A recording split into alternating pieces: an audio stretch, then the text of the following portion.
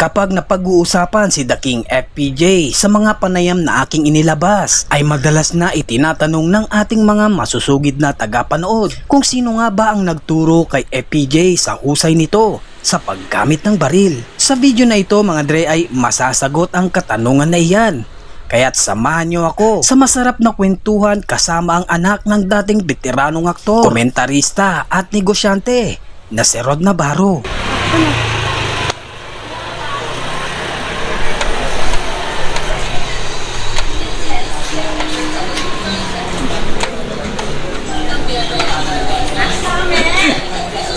Sir?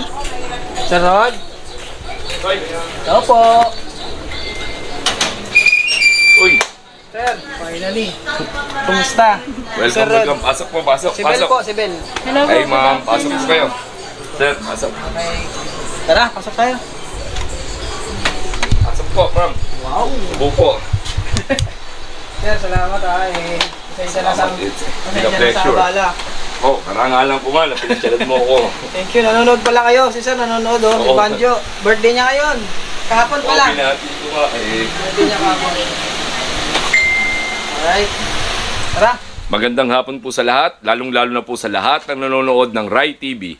Ako po si Rod Navarro Jr., ang anak ng pamosong aktor na si Rod Navarro at veteran radio commentator. Yes. Ako po'y nagagalak na ako'y naimbitahan dito at napuntahan ni Sir Rai para po mailahad ang kwento ng buhay ng aking ama na kung abot lang ng aking natatandaan at ganoon na rin ang aking buhay bilang si Rod Navarro Jr. Sir, welcome po sa Rai TV. Maraming salamat po dahil napagbigyan niyo po kaming makapanayam sa araw na ito, lalong-lalo na sa naging buhay ng inyong tatay na si Rod Navarro Sr. Sir, sa naaalala niyo po, kumusta po yung naging buhay niya noon? Naaalala niyo po ba kung paano siya nag-start sa showbiz or anong naging trabaho niya muna bago siya mapunta sa movie?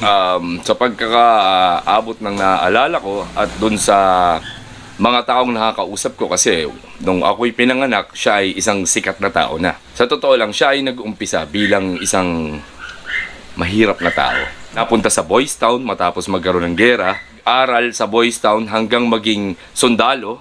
Matapos siya maging sundalo, siya ay naging bodyguard ni Senator Rogelio de la Rosa. Sino pong nakadiscover sa kanya, sir? Ang may-ari ng Sampaguita Picture. Sila Si Don Manong Vera Perez. Yun din ang kwento niya sa akin nung ako'y nagkakaisip na. Hanggang sa siya ay pumasok na sa broadcasting at politika. Hanggang siya ay naging #1 loyalist ng ating presidente na si Ferdinand Marcos. At siya ay dire-diretso sa kanyang pagiging komentarista hanggang sa pag-aartista. Bumalik ulit siya noong mga 90s, gumawa ng mga pelikula at mga sitcom. Ang galing magsalita ng tatay Well, niyo, sir. siya rin ay Inaalala. kinonsider nung araw na siya ay hari ng commercial dahil he was a clear endorser talaga. And also, siya rin ang isang pinakamagaling na host dito. Pinalitan niya si Patsy noon sa Tawag ng Tanghalan. Meron din siya noon parang Pera Bagyo Panalo. Show yun, parang yung mga showtime ngayon. So, during that time po ba, sir, naaalala niyo po ba yung naging career niya sa movie? Actually, ang career niya sa movie kasi is, nung araw, napakarami niyang ginawang pelikula. Yes. Kaso nag-focus siya sa pag-announce and then nagpunta rin siya ng ibang bansa. Tapos nag-focus siya sa mga negosyo niya dahil mahilig siya sa mga vintage car. So hindi talaga siya nasa movie lang. Meron komentarista. Tapos businessman. nag-serve din siya sa PC. Tapos nag-CIS din siya. Nag-PC din siya? Yes, eto mai-share ko sa iyo, Raya. Apo. Nung may nangyari kay Miss Dorothy Jones, kilalang si Tita Nida Blanca. Yes. Pinatawag pa si Papa para imbestigahan kung ano nangyari dahil isa siya sa magaling na investigador ng CIS. Oh, hindi alam ng lahat yan, ha? Talaga? Isa siya sa totoo mga nag-imbestiga doon sa kaso na yun, no? Oo, tas meron siya kasing karakter sa TV na hindi malimutan ng tao dahil Yes. talagang mayabang, super hangin talaga eh. Ang galing. Kaya pag nakikita ka, di ba? Tumatak talaga yun. Tumatak, yun ang Navarro. tumatak sa Pag tao. nagyabang yan, matindi. Pag subukan mong tanongin ng anong oras na yung relo niya, talagang paiikutan ka eh. Oras lang tinanong mo, no? Paiikutan ka na. Pag napapanood mo yung mga pelikula niya dati, sir, anong tumatakbo sa isip mo? Naisip mo bang, uy, parang ang galing naman ng tatay ko? Well, nung bata ako, Ray, hindi ko siya masyadong mapansin. Hindi mo pa Naiis- na-appreciate kasi bata ka Naisip pa. ko parang totoo ba to? Kasi bata ka eh, ang gusto mo maglaro. Pero nung nagkakaisip na ako, tas sasabihan ka ng tao na, sikat yung father mo, ang father mo si ganito, ganyan. Oo. Siyempre na ano rin ako. Kasi malaki ang advantage na maging anak ng isang Rod Navarro. Of course, pag sinabing Rod Navarro, Oo. iba yan, ibang level yan. Kaya proud na proud ako sa kanya. Kaso minsan may disadvantage din. Ano naman yun, sir? Kasi hindi ka pa kinakausap ng tao, mayabang na ang tingin sa'yo. Pag in-introduce ka sa isang party, minsan parang gusto mong ma-offend. Oh, anak ng super hangin talaga. Ginanong ka. Para bang di mo May na alam. mga ganong instances ba sa ano mo, sir? Marami. Na-experience mo? Kahit nung ako yung nag-aaral pa, Oo. meron mga mana sa tatay, mayabang Oy, ganun. Rod Navarro, mayabang. Hindi, kasi kung kakausapin mo sa personal ang aking ama, Yan. na may mga pagkakataon kasi nakakasama ko siya. Mm. So, alam naman natin, bilang isang artista, lalo na noon, ang isang artista, Ray, is napakarami ring mga naging anak. At alam mo na. Yes. So ako, may mga part na nakakasama ko siya. Doon ko nakita na sobrang yabang ng tatay ko sa TV. Sobra naman talaga. Mm. Pero pag sa personal, Kabaliktaran. para yan ng Mercedes-Benz niya, bibili ng inaalok na yung nilalako na lumpia, sasawsaw ng suka, mangangamoy yung Amerikano niya, pero ayos sa kanya. Lagi niya sasabihin na, keep your feet on the ground. Ground. Wag na wag mong iakbang palayo kahit ano na narating mo. Kasi So- galing siya dun. So kung ano pala yung napapanood namin sa movie, kabaliktaran sa tunay na buhay. Pero mapang-atat talaga. Talaga. Ayaw niya rin makakita ng pangit. Biro niya yun. Kasi minsan may sinama akong kaibigan ko sa kanyang car exchange eh. Tinampal niya ng biro eh. Sabi niya, mas pangit ka pa kay Blackjack. Sabi Ayaw niya? kita makita, pero binibiro niya lang. Pero biro niya lang, tapos hindi mo- abutan niya yun. Kung hindi mo kilala, mapipikon ka. Parang Maaari, ganun. pero matatawa ka eh, kasi ganun siya. Oo nga. Sabihin ng pulis, anak yun, tatarod. Oo. Oh, may anak ba ako na pangit? Mm. Di pag pangit ang anak ko, sinoli ko na sa loob yan. Correct. Ganun siya. Mm. Ganun ang Grabe ugali naman. niya. Magaling siya. Galing yun. Pag napanood mo yung mga linyahan nun. Sir, punta muna tayo sa business. Alam ko, magandang naging negosyo, naging buhay ng father nyo. Kumusta naging buhay nyo nun, sir? Well, ako kasi, nung okay yung father ko, may times na talaga namang hindi siya nagpapabaya. Ang kagandahan sa kanya, sobrang kinilala niya lahat ng anak niya. Wala siyang tinatwa. So ako, ang mother side ko is okay din naman ang life. So basta ako, as long as nagkikita kami ni Papa, at okay naman lahat kasi never naman siya magpapabaya. Yes. Kaya yun, masasabi ko na isang magaling na lalaki yung tatay ko. Yes. Ano-ano po pa yung mga naging negosyo nyo, sir? Negosyo niya, mahilig siya sa kotse. Nagkaroon din ng kainan yung mga kapatid ko na ang alam ko, siya rin ang kasama. Tapos, magaling din siya kasi talagang sa pagdating sa mga pagbebenta ng vintage car. Ang kilalang vlogger na si Ariel and Maverick, bumili dun si Maverick ng vintage car na Cadillac sa kanya. Na worth parang that time is 2 million, yun ang naaalala ko. Ngayon, kung i-convert mo, is nasa 7 million na kasi Tumataas. talagang magaling siya mag-restore. Yes. Parang naalala ko yung mga vintage car na yun. Hindi ko lang ma-recall kung kay Sir Rod Navarro pala siya bumili. Actually, pag kami namimit ako ng malalaking tao, Yeah. dahil sa trabaho ko, dahil hotelier din ako before, Yes. pasabihin sa akin, kamusta na yung mga vintage car nyo? Doon siya kilala. Tapos mabibigat na tao yun. Kasi sa kanya bumibili. Ultimo kapwa niya, artista. Puro vintage cars pala. Vintage car binibenta siya. ng Magaling siya. Siya nagdidisenyo. Bibili siya ng siya bulok mismo sa kalye. nagdidisenyo. Bulok sa kalye, bibili niya. Okay. Tatawaran, makikipagtawaran sa isang Rod Navarro, pero iyabang sa TV. Nakasama ko kasi siya mga ilang beses sa kanyang mga ginagawa doon. Kasi pumapasyal ako before. Happiness niya yun eh. After niyang mag-broadcast, doon na siya pupunta. Okay. Tapos lagi siyang ang naalala ko sa kanya is pinapasyalan ko siya minsan sa Intercon. Meron silang kapihan every Sabado doon ng mga politiko. Alright. Nag-uusap-usap sila doon. So yun ang mga lagi niyang mga routine niya. Actually, at first si Rod Navarro, siya talaga ang first dapat na action king. Ang first movie niya is yung Sergeant 45 na kung saan talagang magaling siya sa 45. Yes. Kasi nasa kanyang larangan. Sir, patunayan naman natin, lagi kasing natatanong yan sa comment section, totoo ba na si Rod Navarro ang nagturo ng humawak ng baril kay FPJ? Totoo yan. Inamin din sa akin ng papa ko yan. And then, nakausap ko rin ng si manager, ang ating The King, na napakabuting tao. Na ninong mo rin, sir? Ninong ko rin siya. Okay. That time, pinuntahan kasi ang bahay namin ito, napakalapit sa Makati Circuit. Alright. 3 minutes walk. Alright. Ngayon, dati yan isang malaking karerahan na PRC, Philippine Racing Club, na merong kwadra dyan si manager, Alright. si FPJ, kung saan dyan ang madalas nilang tambayan. Dyan din sinut ang Magnum 357, yung pelikula. Tapos, may sabungan din. So, pag nagagawi dito si Papa, dahil laki ako dito, tatawihan ako ng kahit sino dyan, pupuntahan ko agad. Tapos, na-experience ko na sila ay nagiinuman doon sa kwadra ni FPJ. AJ. May mga alaga talagang Maraming alam. kabayo, sir. Marami rin magagaling na kabayo doon si FPJ. Kasi gaano kagaling father mo, sir, sa baril? Nagkukwentuhan sila na si father ko ang nagturo kay FPJ bumaril. At halos ipinasa niya yung pagiging dapat siyang unang magaling sa pelikula dahil nga mas bagay kay FPJ ang maging action king. Kasi sa figura sa dating, so tinuruan niya kung paano bumaril talaga. Kumbaga, parang mas bagay ka dito. Oo, Ikaw ganun. na lang.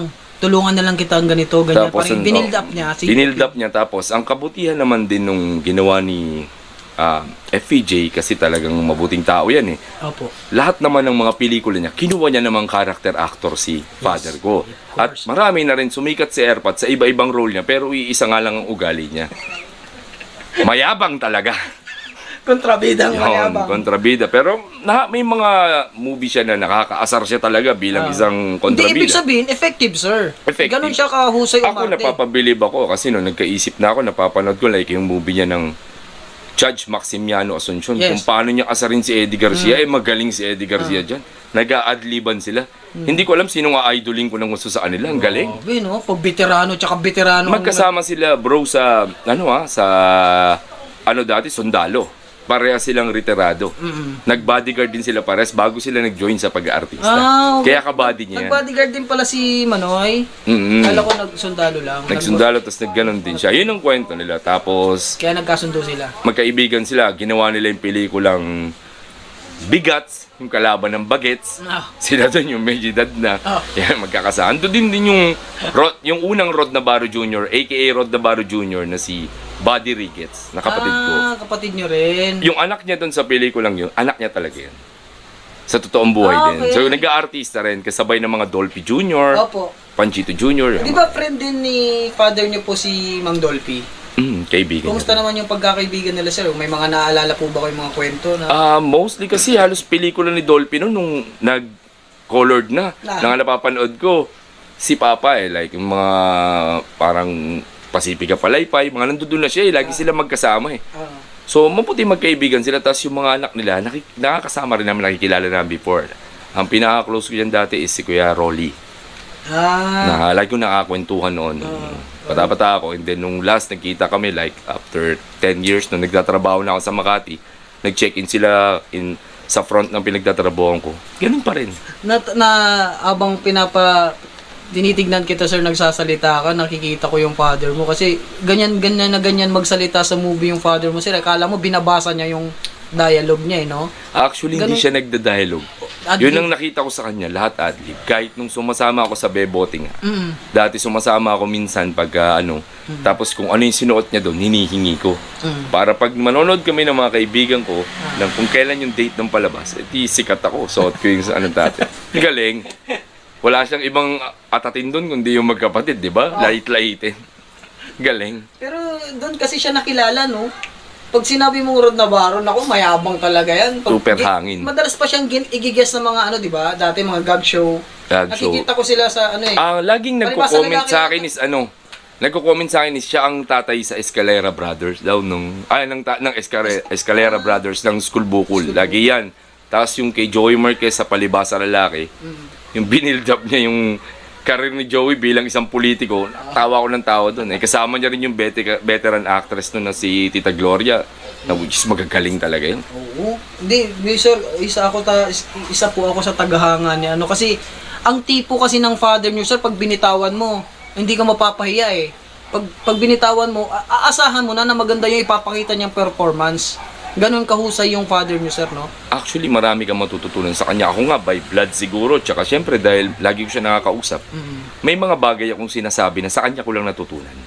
Ah, talaga? May mga, mahilig siya magsalita ng mga bagay-bagay na yung parang sa kanya mo lang maririnig. Kaya mo bang gayahin yung father mo, sir? Medyo nahahawig. Kaya ko siguro. Ah, sige nga, sir, bigyan mo ako ng sample. Tulad yan, lagi niyang sinasabi sa kanyang radio station dati, yung wala tayong masamang tinapay dyan. Tapos yung commercial niya nag-click before, yung Ford Fiera. Sa kahanginan daw ay wala akong kapantay. Kaya pagdating naman sa sasakyan, Ford Fiera lamang. Ganun niya sabihin yun. Ang galing, no? Diba? Kayang-kaya niya. Matatag. Matibay, lalo na kung di silang makina. Sa haba at laki, kasya kahit 150. 10 biyahe nga lang. Ganun. Ganun siya, kaya niyang gawin lahat. Kasi Siguro siya rin ang gumawa ng spell na yun, no? Maari siguro. Maaari, kasi hindi naman, siyempre siya lang yun eh. Hindi, iba kasi siya mag-deliver ng mga nga. Natatanong ako noon ng kamag-anak ko o mother ko, bakit yan lagi yung pinanonood? Kasi idol ko rin si FPJ. Pero kaya ko siya pinanonood, gusto ko yung aapihin muna siya nung dalawang gusto kong artista, yung magkapatid. Sino? Si Romy Diaz at si Paquito. Siyempre. Matitikas eh. Pag nandyan sila nag-iinuman dati, may mga time na nakakapunta ako, nakikita ko talaga sila doon. Yung dalawang magkapatid na tapos Diaz. si Manager. si manager, tapos si Airpat, nagpupunta dyan. So magiinuman sila, and then Naku, nagsama-sama, no? ang mangyayari, minsan siyempre hindi mo masabi dahil mahal ang mga pagkain ng kabayo. Magbabanggit ngayon ng yumaong manager na eto parang palagi siyang nagpupustit na lalapitan ng magkapatid yan, sisindakin. Alam mo naman yung magkapatid, ang lalaking tao. Hindi nga. Tatakutin talaga yung tao, yung sota, yung tagabantay. Oh. Pag pinagpasapasahan, akala mo malit na bola. Yan ang mga nasasaksihan ko, kaya nabilib ako doon kasi kahit ako ng starstruck, ang lalaki nila eh. Tapos si manager, Tapos mga, tahimik lang mga yan. mistiso pa, no? Tahimik lang si manager, inom lang yan. Tapos uwi na yan, ganyan. Tapos ang tatandaan ko dyan, nung minsang lumabas yan, nakakita siya ng parang pulube. Kumuha yan sa clutch bag niya, nagbigay ng pera. Oh? Ganun siya. Ayaw niyang makakita ng mga less fortunate. Talagang, ano, no? Talaga mapagbigay. Mapagbigay talaga. Napakabait ni manager. Naku, Kaya, marami na nagpatunay nung kwento na yan, sir. Dami na ako kasi, hindi ko naman totally laging kasama kasi pag bumibisita lang sa aking tatay dyan, yun yung mga natatandaan at nasaksihan ko sa kanila. Okay. Sir, kumusta naman ang naging relasyon nyo ng father mo, sir? Masasabi kong medyo maiksi. Kasi bata pa ako nung nawala siya. And then busy siyang tao. Lagi siyang, kung hindi out of town, siya palagi may ginagawang proyekto.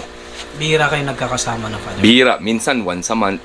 Tsaka syempre kasi, gaya nga niyan, may mga bagay na nasabi ko sa iyo kanina na medyo hindi ko na siya... Komplikado. Komplikado kasi bilang isang artista, yun ang laging unang tanong sa iyo. Pero ang father ko, make sure niya na at least once or 2 times a month, makikita ka niya. Okay. Pero pumupunta ako lagi sa kanya. Kung saan siya nandoon yung pinaka-love niyang lugar. Iba pa rin yung palagi mong kasama ang iyong ama. Nangulila ka sa father sa isang ama, di ba? Kaya ang pinangako ko sa sarili ko, Sir Ray, biglaan na lang siyang tinamaan ng sakit na medyo pumayat siya. Tingnan ko sa point na iinom dapat ako ng muriatic acid dahil sa sobrang depression ko. Kalimutan mag-subscribe. Paalam.